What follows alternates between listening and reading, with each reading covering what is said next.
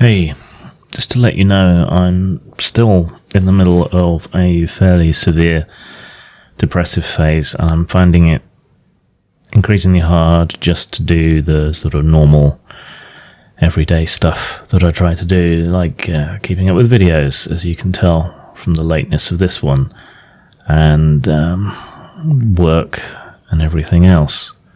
I read an article today, serendipitously enough, about depression and about how people don't necessarily understand what it's like.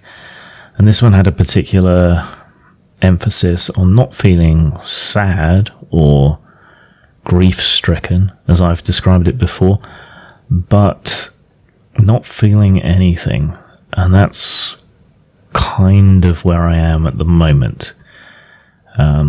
Being unable to feel joy is called anhedonia, and that can lead people who are suffering from depression to seek other ways and means of feeling emotions. Drink, drugs, getting into fights, that sort of thing. Certainly I would rather be angry than sad, so sometimes, yes, indeed, I do go out and I pick verbal fights with people online, because it makes me feel better. Or I try to help other people, which makes me feel better, and it's probably the more positive of the two options that present themselves. The other thing that people seem to have a hard time understanding is that there doesn't have to be a cause for depression. It can just happen anyway, in cycles. Sometimes these are regular, sometimes they're irregular. I've been having these cycles despite medication since 2007. Joy. And I'm currently in a pretty heavy down phase, but while you're already down, things can get worse according to events that are going on around you.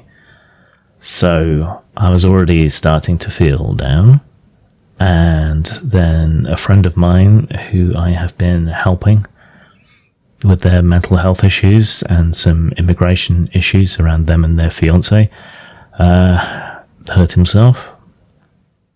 It's never easy to deal with that sort of thing when you're struggling with it yourself, and yeah, that was a bit of a kick in the tits. The so woefully predictable bullshit around Brexit has also hit particularly hard because there's so much crowing and triumphalism even as the costs and the pain start to pile up. You know, professionally, economically, and in this instance, very, very personally to my friend. Yeah, it makes it very difficult to be tolerant of these people and their attitudes and their crowing triumphalism at the crumbling of the UK when it has such a deep and profound personal impact on someone that you care about. So that hasn't been easy. And there's other stuff going on as well. Life likes to kick you while you're down, or more likely, we get a kind of confirmation bias towards bad news when we're already down, and it becomes more impactful. And good news and nice things are harder to come by. The anhedonia, the lack of joy, the lack of pleasure in anything, is worsened by the fact that everything that I used to enjoy is more and more a chore, or is full of arseholes.